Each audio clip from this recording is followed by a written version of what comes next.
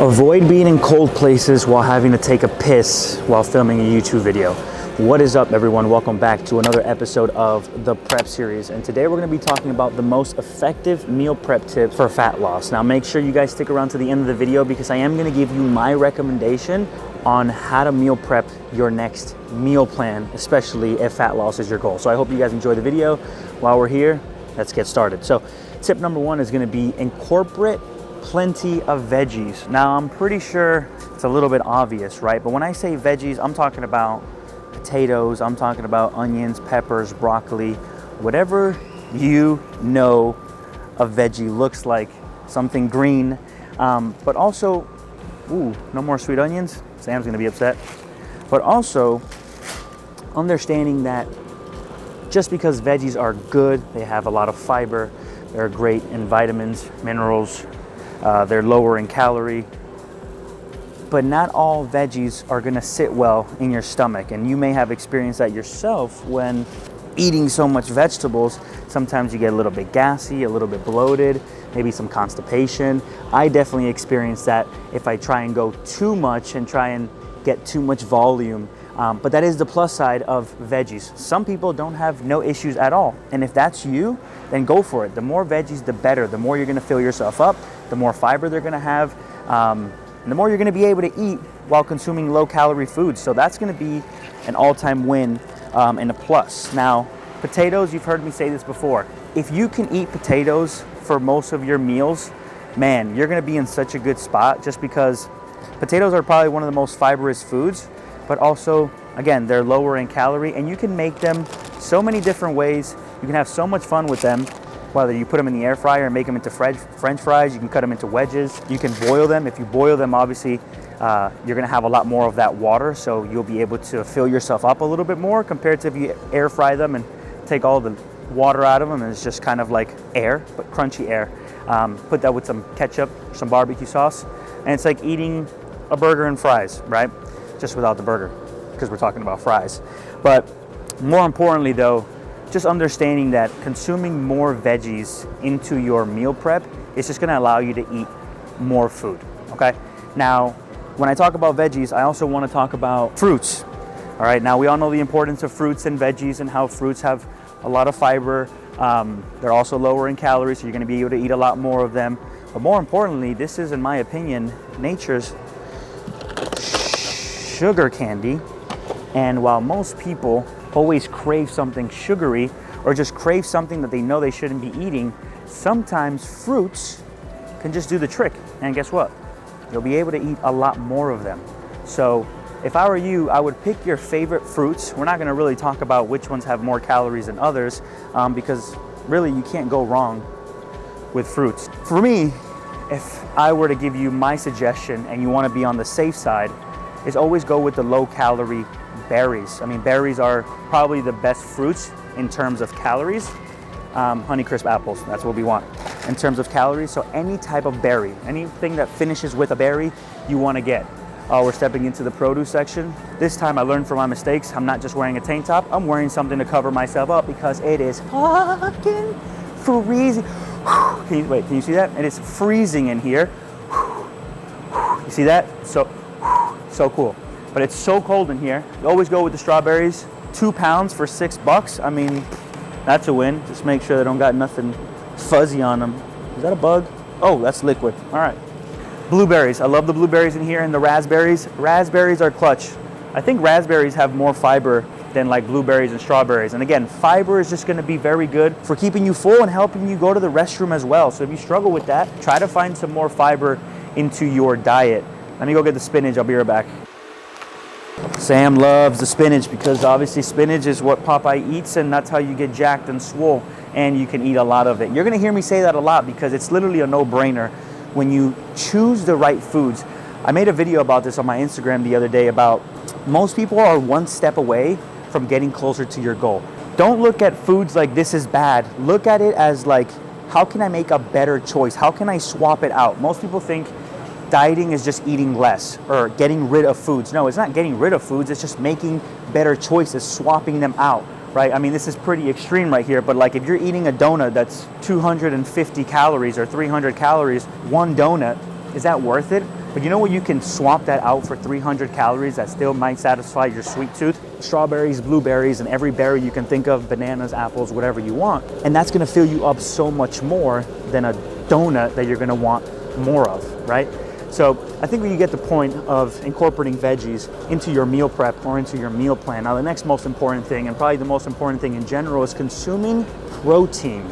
Now I'm gonna talk a little bit here on this one because I know the convenience of meal prepping protein, buying them in bulk, but also some people don't like to cook and some people feel like they're just not great cooks themselves, which I don't think that's true. I think you're just not really giving it that much of a try.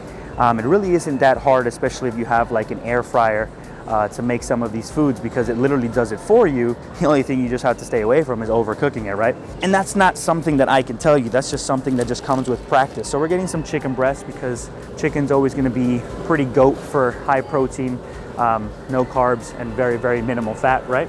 And I'd stay away from the chicken thighs just because of the fact that it is a very fatty source of chicken. I didn't know this after like 2-3 years ago, but I always wondered why Chipotle was so damn good, and I was like, how can I make this at home? Why doesn't it taste the same? And it's simply because they have chicken thighs and not chicken breasts. I lied to myself. Ground beef. Okay, now this one is, I feel like, one that most people make a mistake. Most people are like, hey, I'm eating ground beef, but it's like, okay, that's great. What's the percentage look like? Like I'm looking at right now, 80% lean, 20% fat. 88% lean, 12% fat. The leaner, the better. Now, in this part of the section where we're talking about protein, I'm always gonna recommend trying to get the leanest sources of proteins because obviously, one, it's lower in calorie and you're gonna be able to eat more of it. Like I said, I'm gonna be saying that a lot. But also, you can save most of your calories from fat from elsewhere by adding onto it. I'm a big fan of adding more to my foods from fat sources compared to wasting them by eating an 80-20 ground beef, right? Because what most people end up doing is they buy something like that and then they add more fat on top of that and they don't really realize, and that ends up adding up the calories and puts you in a position where, you know, you can't simply figure out why you're not losing weight. And like I said, it's really one swap away. You can make the swap from eating 80-20 to 90-10, or if you're already doing 90-10, you can go to 93, 93 lean, 7% fat, right? Or you can even get crazier than that and look for the 99. I don't know if they have a 99 beef, maybe they do, but I know they have the ground turkey 99%. But now, turkey bacon, for me, always goat. They have this Canadian bacon. I've never tried it, but it's not as many servings as the turkey bacon, so I'm gonna go with what gives me more servings. All right, hold on. Getting into the dairy section where we have the eggs, hopefully, if we have, because obviously everyone's taking them away. We're going through a crisis right now. And some egg whites. Be right back. That's a bummer. No egg whites. That really sucks. You think he can tell I'm jacked through my sweater, or is it because I mentioned egg whites and most people don't eat egg whites and they just eat a bunch of eggs, which you should eat eggs. But you can also incorporate some egg whites and add more protein and what? Keep it low calorie, baby. All right, so what I really wanted to say was I understand that sometimes it can be a bit of an inconvenience for some people to cook all the time. And I know some people are fans of canned foods or packaged proteins. Now, myself, if you ask me, I don't usually or probably hardly ever consume any of that besides canned tuna. But if it makes it easier for you to get your protein in, if it makes it easier for you to consume that, especially because of your day-to-day, then I'm all for it, right? Protein shakes, like these are all good things that you can consume to make sure you're getting enough protein in your day that are gonna make it easier for you. Just because I'm having all of this stuff doesn't mean you should be, because at the end of the day, what's ever gonna be more sustainable for you and more consistent for you to do it long term, that's gonna be the most important thing. Let's go into, I think, the obvious, and just because we're here, making sure that you have some sort of containers, Tupperwares, Tupperware? Tupper. It's not Tupper, it's Tupperware. So obviously you can meal prep these foods. The Ziploc bags, that is kind of like a hack, and I've used this for quite some time now, where you can just, buy something like this. And what I like to do is I like to pre-plan, so pre-prep a bunch of chicken, beef, all the stuff that you see here. I cut them up into, whether it's 4 ounces, 200 grams, however you want to go about it. But I cut them up already and I put them into the freezer. That way I already know what I'm gonna have in terms of size, quantity, but also all I have to simply do is when I'm ready to eat it or when I want to make it, just simply pull it out.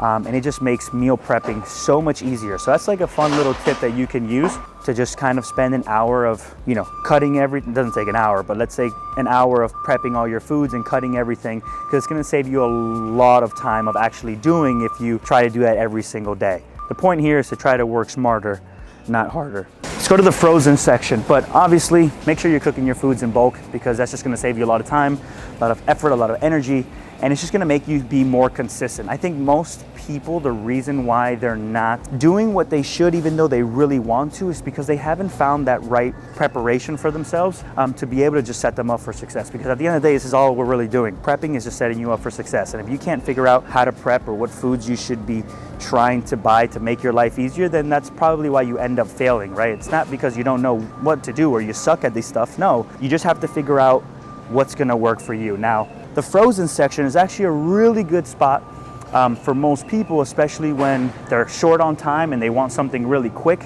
So for example, I end up getting salmon a lot here, or shrimp, just something easy. Can I buy it? Sure, but I just rather buy the chicken, the beef, something that I'm used to already buying and making. I'm not used to buying salmon and cooking that myself. I honestly just rather keep it very easy, especially because all these foods are scannable and they're so macro friendly that I can just plug them into an app like MyFitnessPal, which is what I use, and it just tracks everything for me. So I know that in this video, some of you may be tracking, meaning tracking your calories, tracking your macros, plugging them into an app, and some of you may just be like intuitively eating, and that's totally fine. And we're gonna keep talking about this as we continue on, but frozen meats, frozen foods are going to be, veggies are going to be something that's going to be extremely helpful for some of you, especially, again, I don't want to say the word lazy, but if you're lazy and you just want to do something quick, especially the veggies. I know a lot of people like don't even want to go and buy that. You can literally buy a big bag and just, you know, heat them up and done deal. So you just have to be careful though with some of the packaged stuff, because obviously when something's packaged, they end up usually adding more stuff to it. So the more whole foods, the more real, the more single ingredient, the better. All right, so we got the Greek yogurt, and I'm just kind of going here throughout my list, making sure I got the peppers, the onions, the spinach, the sweet potatoes, the apples, the berries. We get the kiwis, we got the eggs. Unfortunately, no egg whites. We got the ground beef, we got the turkey bacon, we got the chicken, we got the steak, and we're almost done, baby. Oh, and we got the Greek yogurt. So let's just quickly talk about the Greek yogurt. I think the Greek yogurt's just such a clutch choice because it's a probiotic. It's good to help you go to the bathroom, but it's a good snack that's also high in protein that you can make very tasty and make a dessert. I honestly have a lot of my online clients consuming Greek yogurt because you can add a bunch of berries, honey, peanut butter, almond butter, cinnamon, and just make it a dessert. Something that's going to taste good that you look forward to, that again is not high in calorie. Now, I would suggest looking for the fat-free ones, the ones that are just higher in protein, obviously have some carbs but lower in fat. I like getting the lactose-free ones, well, because I mean, it's pretty obvious, you know me already. So I get this one over here. I've shown it before in the videos, but they have a bunch of flavors. This one's open? Yeah, we're good. It has a bunch of different flavors. You got some cheesecake, you got some cookies and cream, you got vanilla, you got mixed berries. So the next thing I want to talk about is keeping it simple. Man, this one is so easy, yet most people just abuse of it, right? They want to meal prep, they want to get super fancy with it, you want to add so much stuff to your foods. You're looking up all these crazy recipes on TikTok and Instagram and looking at your favorite influencer and making all these crazy and again, it's not that it's bad, but sometimes when you want to get to your goal, getting there, you should try to make it as easy as possible. Don't try and do too much. And that goes to anything in life. I think sometimes when we try to do something, we try and do too much all at once and then we end up failing. So for example, like New Year's resolution, everyone's like, I'm gonna sleep better, I'm gonna work out every day, I'm gonna do all this cardio, and you start doing it, but then you realize you didn't think about your life, your schedule, your day-to-day, your work, and how unrealistic that may be, and then you think you're a failure because you don't end up doing it. And I think it's the same thing when we start meal prepping. We start adding all these foods, all these ingredients, and then we end up just consuming a lot more food. And that's really the reason why most people can't seem to figure out why they're not losing weight. It's just because you're consuming too much calories. So if you learn something here, is obviously we're trying to control that with all these tips I'm trying to give you. So let's see. Next thing here is weighing foods raw or cooked. Now, I personally weigh my foods raw. I just like it that way. It's easier for me to do it. It doesn't bother me at all. It's not an inconvenience. Now, if weighing everything raw for you, and raw meaning like all the uncooked stuff, right? The beefs, the chicken, all this stuff, it's easier for me to weigh out 4 ounces raw or 200 grams raw, because at least I know that no matter how I cook it, whether I overcook it, undercook it, I know I'm consuming 4 ounces no matter what. I have my theory on raw and cooked, but at the end of the day, having things cooked is more convenient for you, and that's what I want you to do. Most important thing is just being consistent whether you weigh things raw or cooked. Don't start weighing things raw and then cooked and mixing them in, because it could create a little bit of a calorie F-up during your tracking or day to day. So just, if you're gonna go with raw, go full raw. If you're gonna go cooked, go full cooked. Don't try to mix it up, all right? Now, using fats in moderation. Now, this one is very important because I don't think people understand, even though fats are good, you wanna have enough fats in your day. This is the one where most people end up screwing up a bit and consuming way too much. Clutch, speaking of fat, it's very easy to cook your foods in oil, multiple meals. It's very easy to grab some trail mix or some nuts, and no one really grabs 4 or 5 nuts. They grab a whole handful and more, and God forbid you open a bag of trail mix with all the M&Ms and all the fun stuff in there. It tastes so good you can't stop, right? That is so easy to get the calories up. You're pouring olive oil. I always say, if you're gonna do that, you know, either track it or measure it with like a tablespoon or a teaspoon, but the measuring, what it's really doing is controlling you. That's really what it's doing. And again, so you can track it if you care about tracking, but it's really about controlling you, because if you're just pouring the wrist down, I mean, you're dumping calories on calories on calories. And at the end of the day, yes, calories matter most if we're gonna talk about fat loss, okay?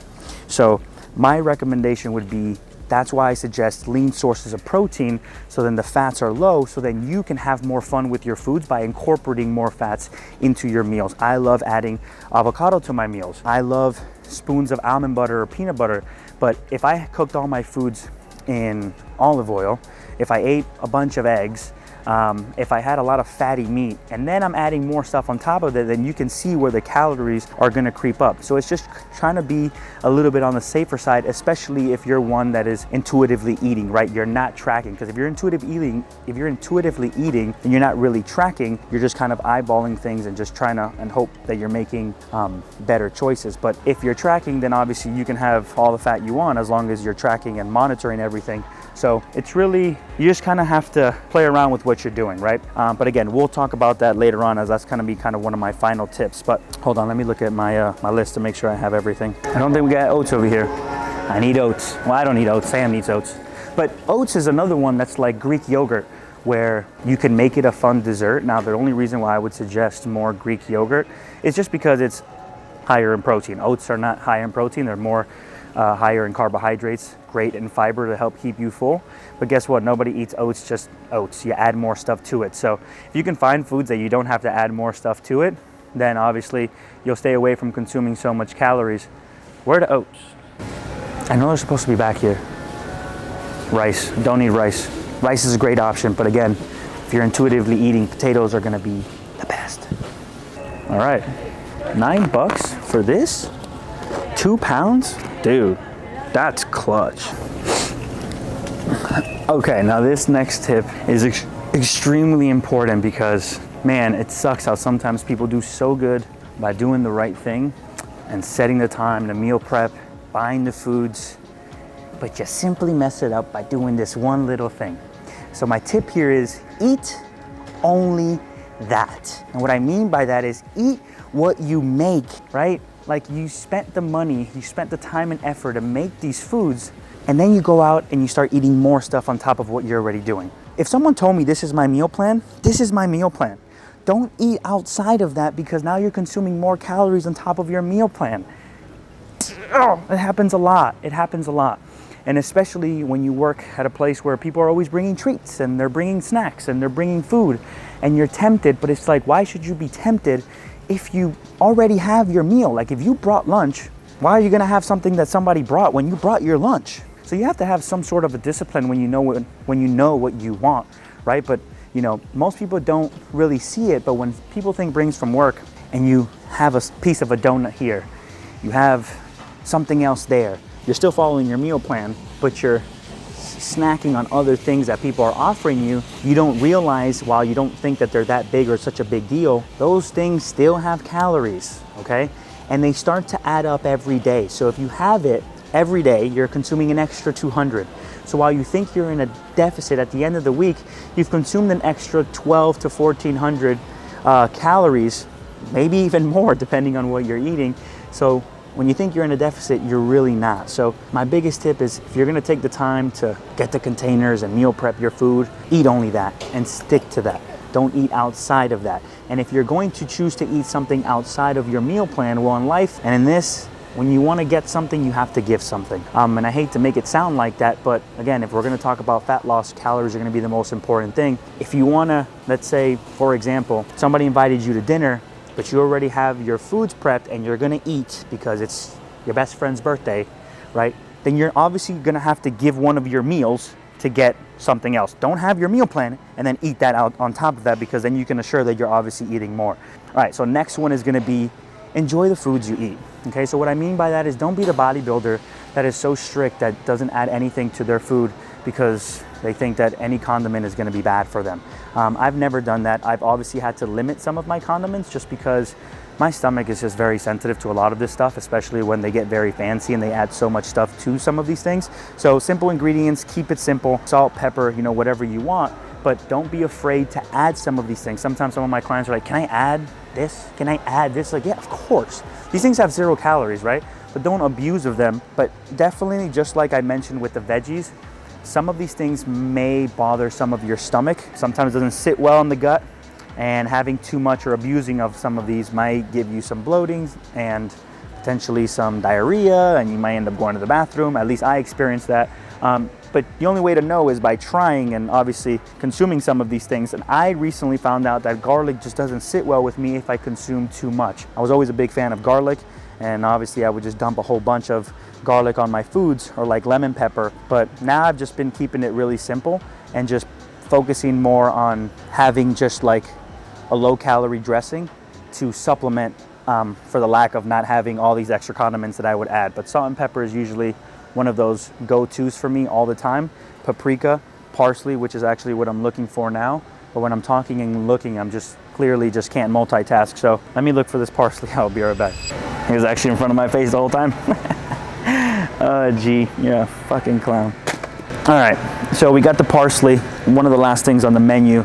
So basically what I'm saying is, have fun, season your foods, just obviously be aware of how you feel when you eat some of these foods. It is not normal to constantly be extremely gassy, and I think some people just think that's normal. I definitely thought I did, especially on my first bulk, but I realized some of these foods just didn't sit well with me, especially if I consumed too much of them or I just simply abused of them. Listen to your body. You know when people say listen to your body? It's true. Listen to it. And with the low calorie dressings, I'm a big fan. I mean, there's so many out there.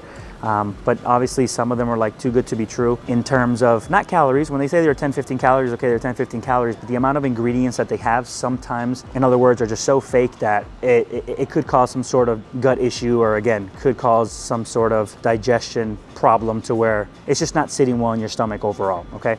So just be aware of some of that stuff. But I'm a big fan of like sugar-free ketchup, G. Hughes barbecue sauce, Cholula, sriracha. Hot sauces are always pretty good just because they're 0 in calorie. Mustard, obviously, Dijon mustard, things like that. That's usually my go-to, and those are the ones that I've just found a lot of love and passion for when I'm dieting, and just to make my foods more enjoyable. Going into the last thing here, into the final aisle where we got the protein bars, the protein shakes. Now, I know a lot of people, a lot of my clients sometimes swap things out for some of these like protein jugs. And while these are great because they're good for on the go, you can get your calories in, you can get your protein in. I do know that if that's going to be easier for you to consume your protein, then it's definitely a good bet. Just know that you're going to constantly have to be buying all of these jugs, which is kind of like buying basically a tub of protein powder, because they usually serve like anywhere between 25 to 30 of the bottle. So you're gonna be constantly buying this, but hey, if it makes it easier for you and it's gonna allow you to stick to it, then all for it. Game changer. If you love peanut butter but you want to keep the calories low, that's the one right there. Save you more fat so you can add more fat elsewhere. Now, the last thing I want to talk about is tracking and adjusting. So you've incorporated all of these meal prep tips. You've been doing the meal prepping. You've been tracking, whether it's actually tracking on a food log, whether it's tracking on an app, whether it's tracking your calories, or you're simply intuitively eating and you're just kind of eating the same foods. You have to give it a try, you have to stick to it, you have to commit to it, and you have to track this, track your weight, track your progress, and then once you see what's going on, your body's gonna respond to everything you're doing. So at the end of the week, at the end of 1 to 2 weeks, if you see that something's not changing, well, we have to make a change, we have to adjust. All right, so just because you're meal prepping doesn't mean that, you know, you're gonna get results. Could be simply still eating too much. Or maybe, you know, exercise a little bit more. This is the final part where we really want to kind of evaluate, see what we're doing, and then adjust as needed. If we're intuitively eating, and I'm assuming obviously, you know, eating the same foods, portion controlling them to be the same every day, then we simply have to either swap food out for something better, something low calorie. There's always something like a little bit better. Like there's levels to all this. There's always like, you know, if you're consuming rice, right? Weight's kind of like halting, but a little drop here and there, but halting. A quick little fix can just swap out the rice. Instead of like eating less rice, swap out the rice for like potatoes. You could also, you know, cut down on the rice if you're eating too much of it. But let's say, you know, it's already like a cup and you're like, dude, like I don't want to go half a cup. So you can simply swap it, make a better choice that's going to be lower in calories so you can eat more food. You know, if you're eating a higher calorie fruit, you can swap it for a low calorie food. Find ways to still keep the volume, but keep the calories low. Like that's the hack right there. Again, it's not about eating less, okay? It's about trying to eat a lot of food while technically still eating less calories, but not less food, because nobody really wants to do that unless you're like in a bodybuilding prep and you're getting ready for a show and you're getting ready to be like dead level 5-6% body fat, right? But if that's not your goal, then you shouldn't have to go to that extreme. Just making sure that you're tracking your results and then analyzing them, and then that way you can actually make your adjustments to making sure that you keep making progress. When I work with my clients, I always do weekly check-ins. You can take this for yourself to where you evaluate every single week. And if something's not working, well, then something needs to be changed. Now, I'm not saying you have to be so quick and pull the trigger and change every single week. Sometimes, you know, most people don't even last a week. They're like 3 days and like, it's not working. And they try and do something and change it up, or they just simply give up. No, give yourself some time. And that's why I say 2 weeks is usually more than enough. Like if something's not changing in 2 weeks, well, something's gonna have to budge. We're gonna have to change something. We're gonna have to either move a little bit more, trying to figure out how we can get more steps in, do some cardio. If we're training 2-3 times a week, maybe up it to 4, or simply, in the best way and easiest and quickest way is going to be simply reducing the overall calories. All right. So let me scan this up, and then we're going to go into the last most important thing, which is going to be my recommendation for you. Let me pull out my Sam's card. That's not mine. It's not mine, guys. Don't tell nobody though. I'm gonna start doing the fun stuff. Let's start the scanning.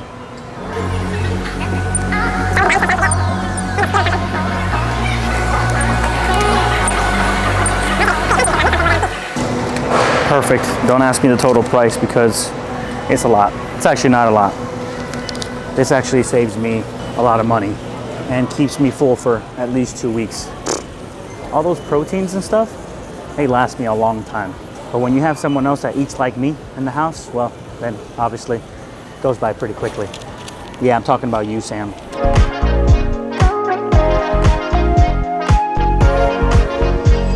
Well, that was fun. I love being stared at when I'm at the grocery store. That's always fun. You guys don't have to go through that, but it's all good. I'll do it for you guys. Just block everyone out and just talk about the facts on what people want to know and what they want to hear and what they want to see.